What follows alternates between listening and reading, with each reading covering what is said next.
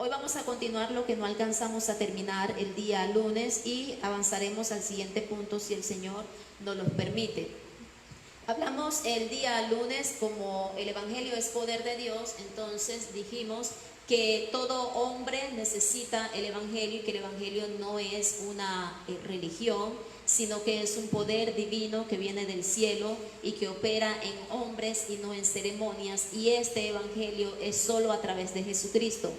No hay ninguna otra forma de que podamos ser salvos sino solo a través de Jesucristo. No hay buenas obras, no hay nada que podamos hacer por nuestra propia cuenta. Y decíamos brevemente que el pecado había traído grandes consecuencias al ser humano. Y las consecuencias de las cuales estábamos hablando el lunes es que el pecado nos hizo esclavos. Nos hizo esclavos del temor, nos hizo esclavos de Él, tanto que en debilidad nuestros miembros se presentan o se presentaban, aquellos que todavía no están en Cristo, para servir al pecado. Y que un esclavo no tiene voluntad propia, sino que hace la voluntad de su Señor, la voluntad de su dueño. Todo aquel en el cual el poder de Dios, que es el Evangelio, aún no ha operado en su vida, sigue bajo esta esclavitud, y por eso sus miembros son presentados continuamente para pecar. Pero Cristo vino a romper esta esclavitud, y también hablábamos de aquella esclavitud de los rudimentos del mundo, esas enseñanzas del mundo que para nada nos sirve en nuestra vida nueva. Decíamos que el Evangelio como poder de Dios también opera para salvarnos. Decíamos en esa ocasión, para salvarnos en tres cosas. Ya hablamos de la salvación sobre la esclavitud que nos trajo el pecado, pero también nos salva de la maldición. Y 4 maldiciones mencionamos el lunes, y es la maldición de la muerte, la cual no estaba en el proyecto de Dios, pero que entró en el mundo por causa del hombre. Dios le dijo al hombre: de cierto te digo que si comieres del árbol de la ciencia del bien y del mal, ciertamente morirás. Entonces esta maldición trajo consecuencias a nuestras vidas. El pecado trajo estas consecuencias. La muerte física es una de ellas y es inevitable para todo el mundo. Sin embargo, hay otros tipos de muerte de la cual la palabra nos enseña que el Evangelio nos libra. Y decía también que había como condenación, como maldición, la pobreza, las enfermedades y la ceguera espiritual. Quedamos pendientes por hablar acerca de la tercera cosa de la cual me salva el Evangelio.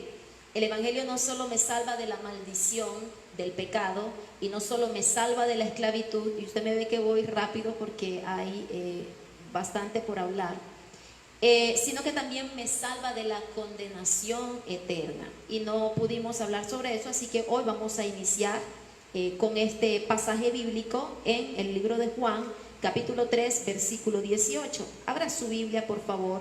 No vamos a hablar acerca de la condenación eterna como un tema. Para hablar de la condenación eterna a profundidad tendríamos que dedicarle un servicio entero, un mensaje completo, o tal vez varios, para poder explicar.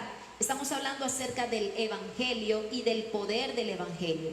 Dijimos que el Evangelio vino a nuestras vidas. ¿Y qué es el Evangelio? Es Cristo en mí, en todo tiempo y en todo lugar.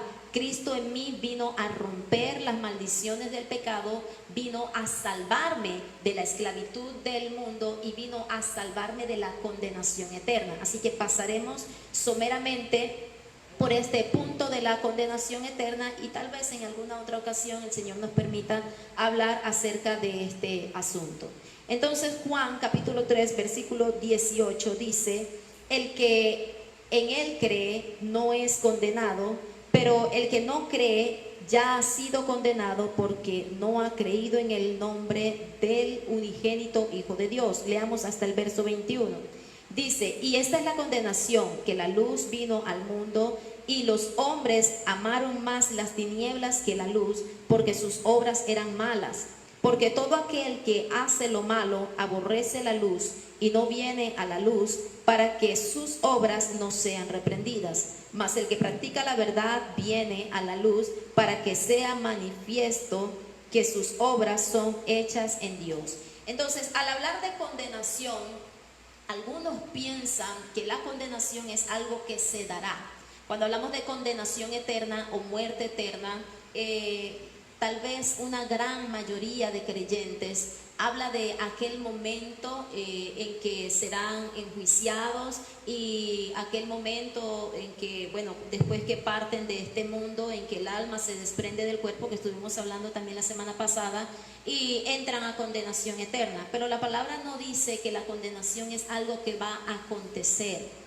La palabra no dice que la condenación acontecerá algún día a aquellos después que mueran sin Cristo, sino que mire lo que dice, mire atentamente el versículo 18, el que acabamos de leer, dice, el que en él cree no es condenado, pero el que no cree, ¿qué dice la palabra?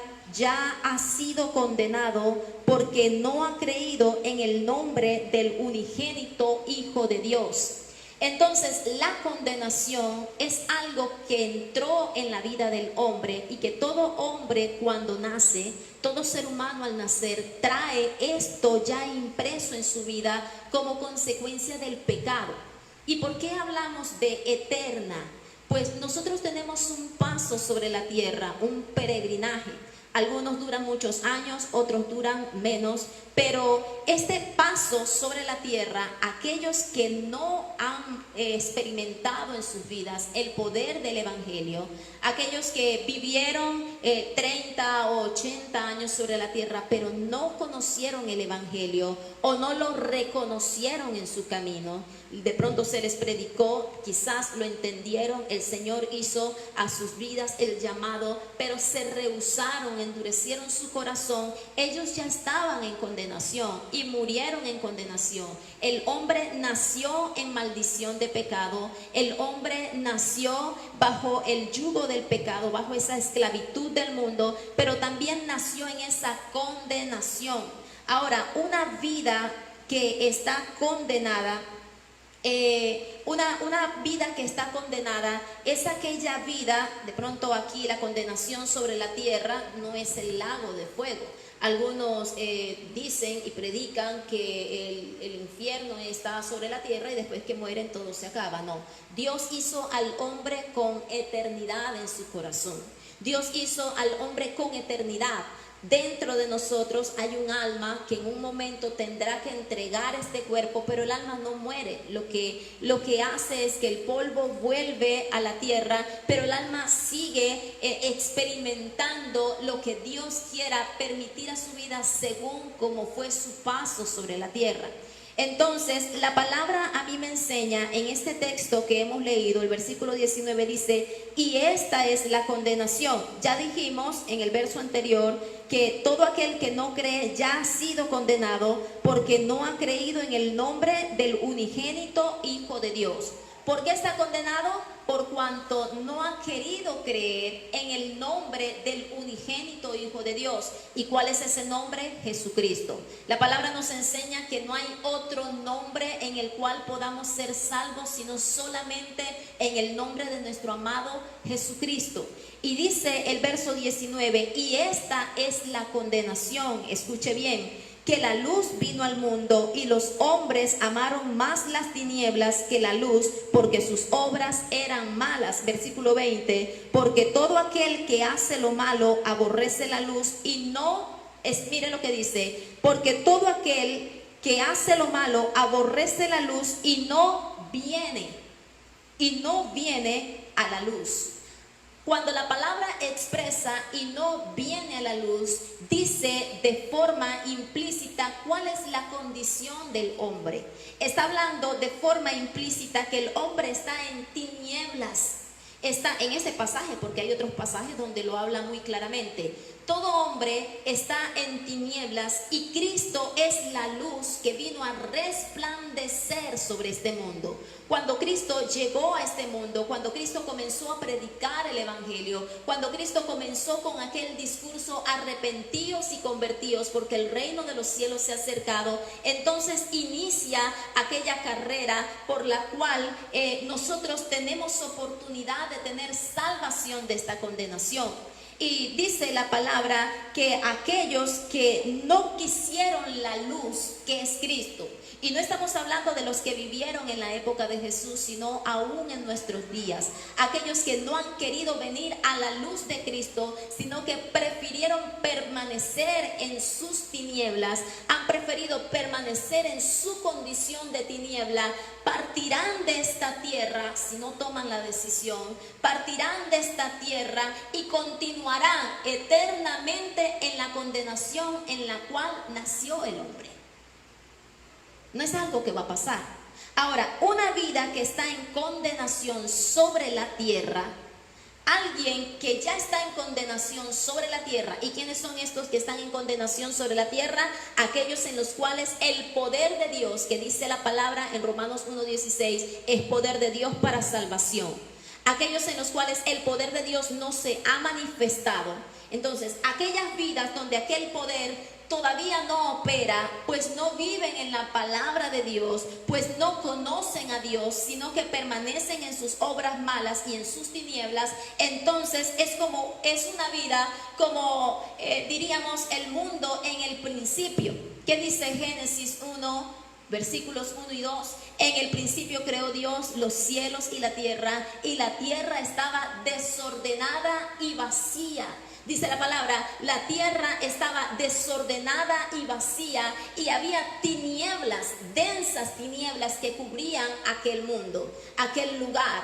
Ahora, yo quiero decirte, todo aquel que está sobre esta tierra, todavía está dentro de este cuerpo terrenal, todavía está en el tiempo de gracia y en el tiempo de oportunidad de Dios, donde tienes a Cristo allí, donde tienes la tabla de salvación a tu alcance. Todo aquel que permanece en estas tinieblas, entonces dice la palabra que ha quedado allí en esa condición y no tiene ya nada más que hacer. Está vacío, está desordenado como el mundo en el principio, sin la luz de Cristo.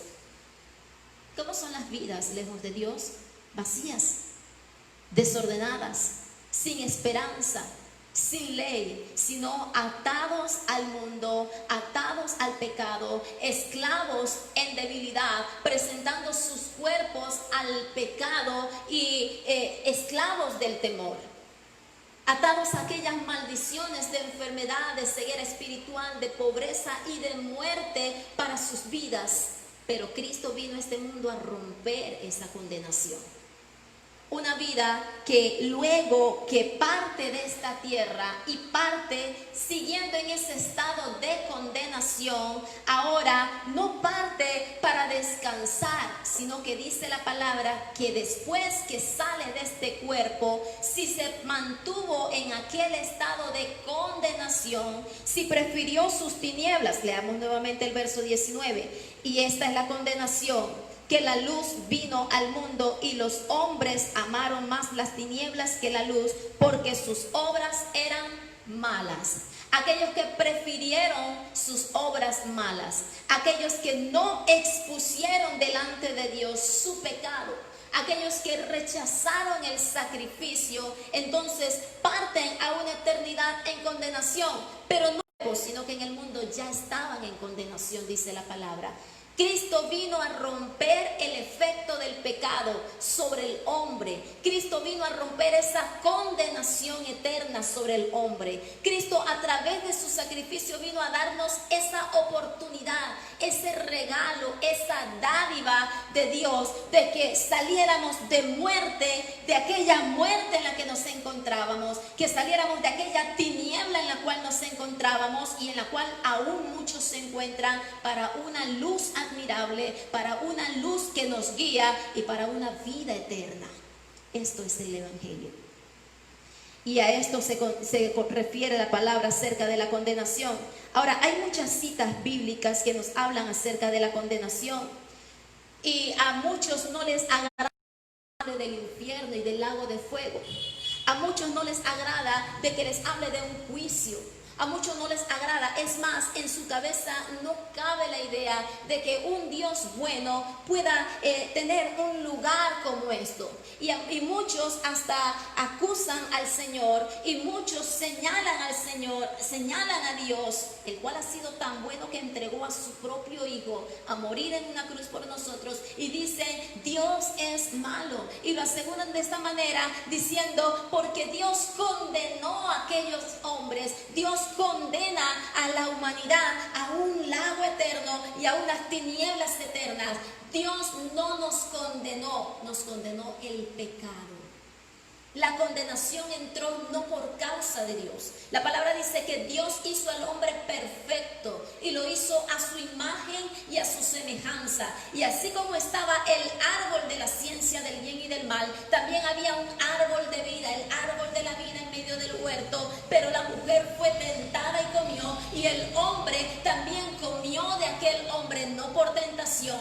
Ambos pecaron, y ahora las consecuencias vienen de generación tras generación, y súmele a esto su pecado y mi pecado. Y dice la palabra: por cuanto todos pecaron, por cuanto todos pecaron, fuimos destituidos de la presencia de Dios. Por cuanto todos pecamos, entonces entramos en condenación eterna. Por cuanto todos pecamos, estábamos bajo maldición. Por cuanto todos pecamos, estábamos bajo esa esclavitud del mundo. Pero solamente en aquellos donde opera el poder de Dios. Pablo dijo: yo no me avergüenzo del evangelio. ¿Sabes? Porque el evangelio no es una religión. El evangelio no es una ideología como creen muchos. Hay muchos creyentes que asisten a un templo. Hay muchos creyentes que tienen tiempo congregándose, pero piensan que el evangelio es una ideología. Yo me junto con los que creen igual que yo. No, el evangelio no es religión. El evangelio es el poder que Dios envió al mundo para romper aquel gobierno satánico que fue establecido en el huerto por medio del pecado. Había un poder satánico operando en los hombres, y Cristo era el único capaz de romper aquella maldición, el único capaz de romper el efecto de aquella condenación.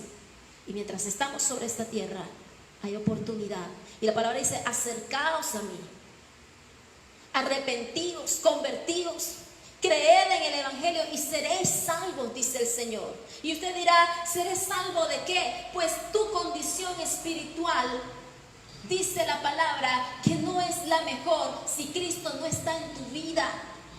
Necesitamos a Jesús. Necesitamos a Cristo en nuestro corazón. Necesitamos que ese poder opere en cada uno de nosotros para que podamos ser salvos aún del juicio venidero. Ahora, el evangelio, según Romanos 8:1, vamos a leer un momento Romanos capítulo 8, versículo 1.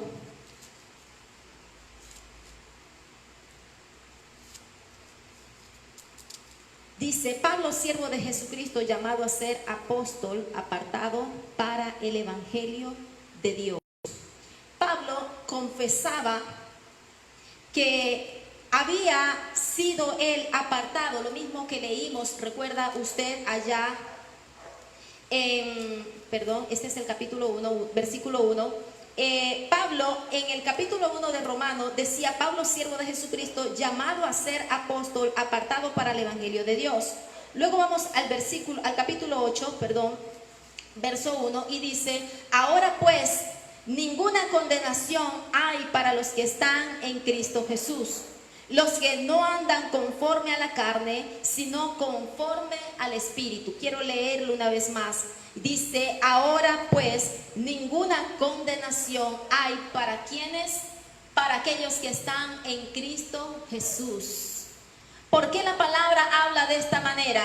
Porque todos los hombres estábamos en condenación, pero Cristo rompió el poder del pecado en nosotros, en los cuales opera ese poder de Dios, y ahora ya no tiene efecto Dios sobre nosotros. Dice, ya no hay condenación para los que están en Cristo Jesús. Ya no hay condenación para los que no andan conforme a la carne, sino que ahora viven conforme al Espíritu Santo de Dios.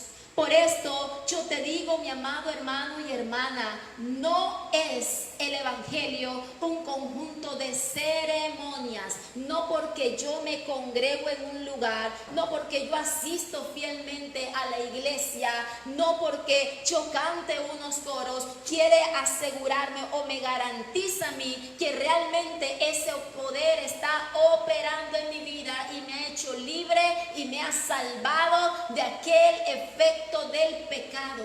No, lo único que garantiza que realmente el poder de Dios está operando en mí y que el evangelio de Dios está siendo efectivo en mi vida es que Cristo habita dentro de mí y mis acciones lo manifiestan cada día. No por disimulo, sino como algo que nace, que sale de mí, como un fruto de mi relación con Él. Ahora, número 2, ¿qué es el evangelio? Decíamos que el evangelio, como verdadera vida cristiana, es comunión con Dios. El evangelio como verdadera vida cristiana, no como religión, es comunión con Dios. Salmos capítulo 25, versículo 14, Salmos capítulo 25, versículo 14, dice la palabra: la comunión íntima de Jehová es con los que le temen, y a ellos hará conocer su pacto. ¿Sabe? Buscaba la palabra comunión en el diccionario y me llamó mucho la atención algo. Dice el diccionario que la palabra comunión es una unión de dos palabras. Es una palabra compuesta. Las palabras son común y unión. Y usted dice, ay, qué bobada, ¿cierto? Pues no tiene nada de extraordinario. Pero dice que hay comunión, dice, acá voy a leerle el concepto, y quiere decir que hay comunión cuando dos seres o más comparten una serie de valores, de ideas, de preceptos y la expresan mediante su trato. La comunión es aquel acuerdo que hay entre dos o más personas, dos o más individuos, donde ellos comparten una serie de valores, de preceptos y lo expresan mediante su trato. Ahora quiero hacerle una pregunta: ¿será que habrá comunión en una casa donde hay muchas personas viviendo bajo el mismo techo? ¿Eso se llama comunión? No. Para que haya comunión se requiere que los individuos de aquella casa o de aquel lugar que comparten tengan ese trato, tengan ese acuerdo en los valores o en lo que ellos piensan. Probablemente no estarán de acuerdo en todo, pero para que haya comunión se requiere que haya acuerdo y que se manifieste ese acuerdo a través del trato continuo con aquella persona. ¿Y por qué le explico esto, mi amado?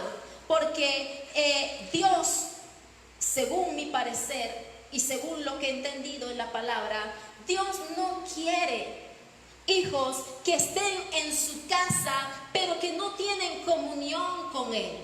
Hay hijos que están dentro de su casa, hay hijos que son fieles en venir a la casa del Señor, hay hijos que han pasado años sentados en una silla, en una congregación, pero no tienen ninguna comunión con Dios. Y dicen, el evangelio está en mí, o yo soy evangélico. ¿Acaso quiere Dios templos llenos con corazones lejos de su presencia? No hay comunión cuando en una casa hay muchos individuos, pero no hay ningún acuerdo entre ellos. No hay nada que puedan platicar porque no hay acuerdo entre sus vidas, porque no hay nada en lo que ellos puedan manifestar su trato. Todo el mundo está en lo suyo, como esas reuniones últimamente entre los jóvenes, todo el mundo en su... Y pueden haber 10 personas dentro de un recinto, pero todo el mundo está en su teléfono. ¿Hay comunión allí porque están bajo el mismo techo?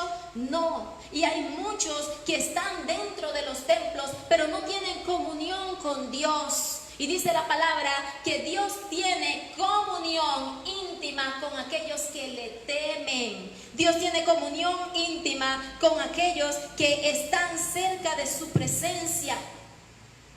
Para poder haber una buena comunión entre Dios y el hombre, se requiere, mi hermano, que haya tiempo de oración, que haya búsqueda en su palabra. ¿Cómo tendrías comunión con Dios si menosprecias el tiempo de la lectura de la palabra? Si menospreciamos, ¿cómo podemos decir que tenemos comunión con Dios? ¿Cómo podemos decir que estamos en el Evangelio si no leemos la palabra en nuestras casas? Entonces, ¿cómo te comunicas con Dios? Si no oras en casa, entonces, ¿cómo te comunicas con Dios?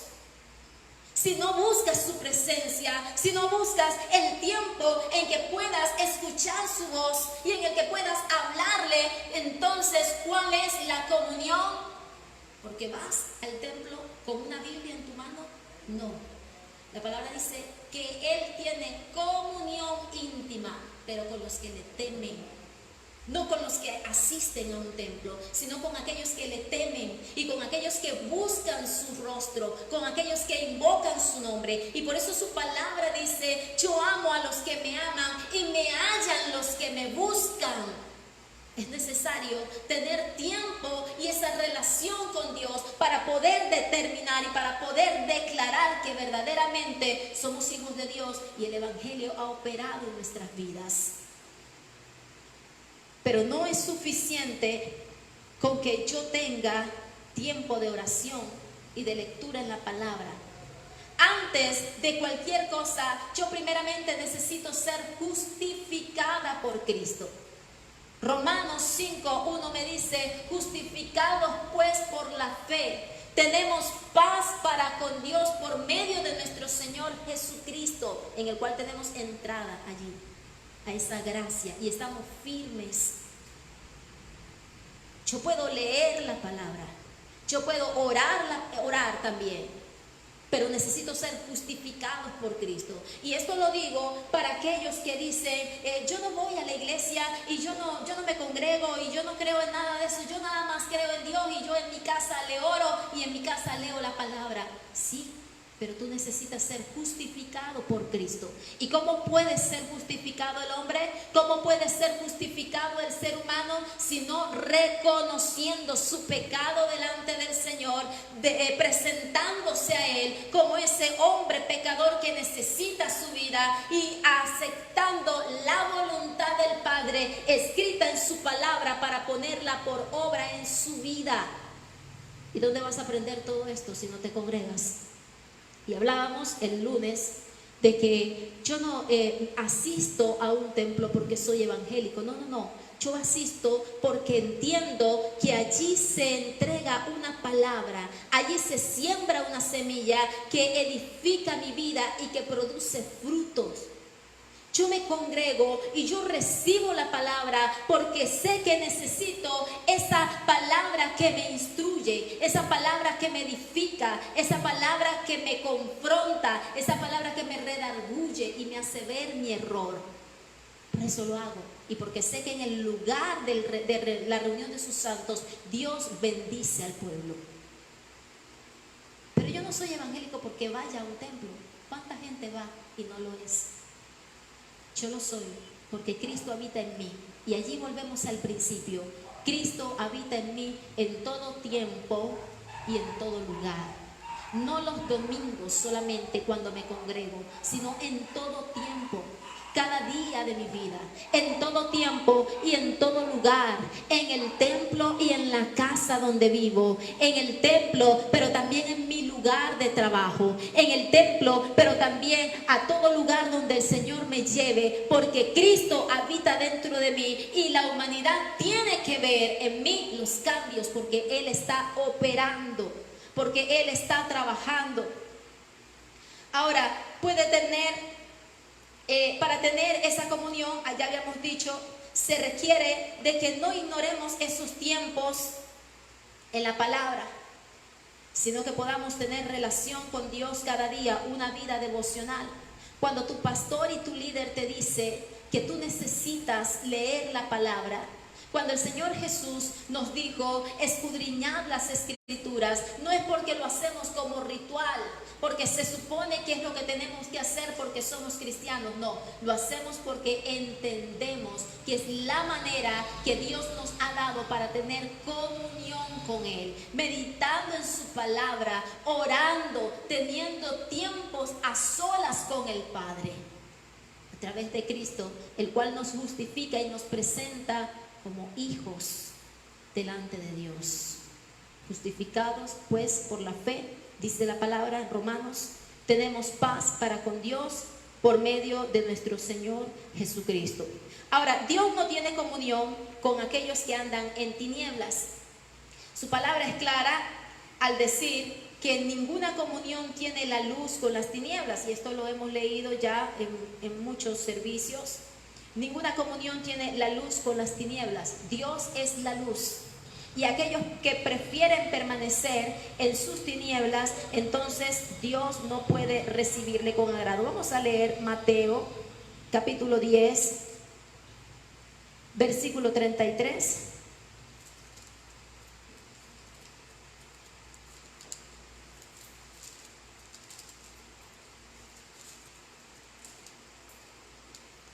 Dice la palabra, y cualquiera que me niegue delante de los hombres, yo también le negaré delante de mi Padre que está en los cielos. Hay algo que debemos entender. Todo el que rechaza a Cristo. ¿Quiénes son los que rechazan? Los que están en tinieblas y aunque oyeron el mensaje, no quisieron acudir al llamado para salir de tinieblas a luz. Todo aquel que rechaza a Cristo y todo aquel que está en Cristo, pero que teniendo su mano en el arado mira atrás, y todo aquel que niega a Cristo entre los hombres, dice la palabra, no es digno de Él. Entonces Dios no puede tener comunión con ellos. Dios cuida de toda la naturaleza. Dios cuida de todos los hombres. La palabra nos enseña que Dios hace salir su sol, sí, sobre justos e injustos. Pero Dios no tiene comunión con las tinieblas. Dios no tiene comunión con aquellos que prefieren permanecer en su condición de pecado. La primera carta de Corintios, capítulo 1, versículo 9, esto es un tema que se requiere basarlo en las escrituras, pues si yo le hablara de esta manera sin basarlo en las escrituras podría hacerlo errar, y qué bueno es que usted pueda comprobarlo por la palabra. Dice la primera carta de Corintios 1:9, fiel es Dios por el cual fuisteis llamados a la comunión con su Hijo Jesucristo nuestro Señor. Dios nos llamó de tinieblas a su luz para que tuviéramos comunión con Él, dice la palabra. Dios nos llamó de aquella condición en la que nos encontrábamos de condenación para que tuviéramos ahora comunión con Él. Y la comunión es aquel trato continuo. La comunión es aquel acuerdo con la voluntad del Señor. Por eso es necesario que aceptemos su voluntad, porque Dios no puede tener comunión con aquellos que no aceptan su voluntad. ¿Dónde estaría el acuerdo? No hay acuerdo alguno. Pero también me enseña la palabra, estamos terminando ya, en la primera carta de Juan, capítulo 1, versículos 6 y 7. Mire lo que dice la palabra en el capítulo 1 de la primera carta de Juan. Dice el Señor, no lo digo yo, si decimos que tenemos comunión con Él y andamos en tinieblas, escuche bien, mentimos y no practicamos la verdad. Pero si andamos en luz, como Él está en luz, tenemos comunión unos con otros, y la sangre de Jesucristo, su Hijo, nos limpia ¿de qué? Nos limpia de todo pecado. Entonces, claramente la palabra habla de que los hombres están en tinieblas. Él nos llamó de aquellas tinieblas a su luz admirable para que tengamos comunión con Él. Pero si decimos, dice la palabra, si decimos que tenemos comunión con Él y aún nuestras obras son malas, ¿qué es andar en tinieblas? Seguir practicando el pecado. Si decimos que tenemos comunión con Él porque nos congregamos, pero nuestras obras siguen siendo malas, sin sujetar nuestras vidas a la voluntad de Dios, sin obedecer a sus mandamientos, sin conocer su palabra, pues ignoramos aún ese libro sagrado que es la Biblia, que algunos la engavetan y a veces hasta se les olvida dónde guardan la Biblia. Entonces dice, mentimos, dice la palabra. Mentimos. Y verso 7, pero si andamos en luz, como Él está en luz, y andar en luz es dejar que el poder de Dios transforme nuestras vidas, así como Él está en luz, entonces podemos tener comunión los unos con los otros, y es allí cuando la sangre de Jesucristo, el Hijo amado de Dios, nos limpia de todo pecado. La palabra nos habla muchas cosas acerca de lo que es el Evangelio. Yo necesito fe para creer en esa palabra que recibo. Y ya para concluir, y vamos a terminar el día de hoy, ya para concluir quiero decir algo. Para algunos el Evangelio es una carga pesada. Y por eso se rehúsan a recibir en sus vidas ese poder de Dios que puede librarles y que puede transformar. Porque están tan mal informados que piensan que el Evangelio es una carga. Piensan que es vituperio. Para muchos el Evangelio es una vida de vituperios, dice. Una vida de maltratos. Una vida de donde llevamos una cruz pesada, porque Cristo dijo que debíamos también llevar la cruz sobre nosotros. Pero la palabra nos enseña que el Evangelio realmente es dádiva de Dios. Dice que la dádiva de Dios se reveló a los hombres para nuestra salvación. Y usted sabe que es una dádiva es un regalo de Dios. Y Dios no da regalos que sean difíciles y que compliquen más la vida del hombre. Por el contrario, Dios dio su dádiva, que fue a su Hijo amado, en sacrificio por nosotros, para que ahora la carga que llevábamos sobre nuestras vidas del pecado, la carga que llevábamos en nosotros, el yugo de esa esclavitud ya no opera en nosotros. El Evangelio no es una vida pesada, el Evangelio no es una vida de vituperios, el Evangelio no es una vida de maltratos. El Evangelio, dice la palabra, que es dádiva de Dios, es el regalo de Dios, es lo más bonito que Dios pudo darle al hombre. Dios, amando al hombre, vio al hombre en tal condición tan degradable. Aquello que Él había hecho en un principio, dice que era perfecto, que era santo, que era a imagen de Dios. Satanás lo había corrompido con el pecado. Satanás había impuesto sobre él carga pesada, había puesto vergüenza y temor sobre él. Y entonces Dios, por amor, dice la palabra, por amor nos dio su dádiva. Esto es el Evangelio, la dádiva de Dios, el regalo de Dios, el regalo perfecto de Dios. Y es la oportunidad que las maldiciones, que la esclavitud y que la condenación eterna no operen más en nuestras vidas. Si no habías entendido antes qué era el Evangelio, y por eso te rehusabas a recibir a Jesús en tu corazón, y por eso te rehusaste por mucho tiempo a no seguir y obedecer al Señor, yo quiero decirte, tú necesitas a Jesús. Toda la humanidad, todos los hombres necesitamos a Jesús. Y es un regalo que Él nos dio. Pero ese regalo estará allí por un tiempo. Y el tiempo se acaba. Y ciertamente sí tendremos vituperios, la palabra lo menciona. Pero ¿sabe por qué hay vituperios? Porque estamos viviendo en un mundo donde se debate la luz con las tinieblas. Vivimos vituperios porque estamos en un mundo donde batalla la luz con las tinieblas. Y nosotros no nos acomodamos a la corriente de este siglo. Nosotros no nos conformamos con la corriente de este siglo, y por cuanto no nos acomodamos, aquellos que no entienden entonces nos vituperan, pero sabemos que en Dios tenemos garantía de que recibiremos corona de salvación. Así que yo quiero invitarte en esta noche para que tú ores al Señor. Ora al Señor y dile: Padre eterno, vamos, yo quiero que tú repitas conmigo esto. Y no se trata de que tú repitas una oración y ya, no. Se trata de que tú entiendas qué fue lo que Cristo vino a hacer en tu vida y por qué lo necesitas, y que dispongas tu vida, dispongas tu corazón para poder agradarle a Él. Dispongas tu corazón para hacer su voluntad. Dispongas tu corazón para someterte y creer a Él y hacer lo que es agradable delante de su presencia. Dios eterno, en el nombre del Señor Jesucristo, presento delante de ti cada vida, Señor, que está allí escuchando esta palabra, oh Rey. Te pido, oh Dios, que tú le bendigas. Te pido, Señor, que esta palabra, Señor, penetre en esta hora, oh Rey. Penetre en cada corazón, Señor, y pueda ser entendida, oh Dios, y produzca ese fruto de vida eterna, oh Dios. Te lo pido en el nombre de Cristo Jesús.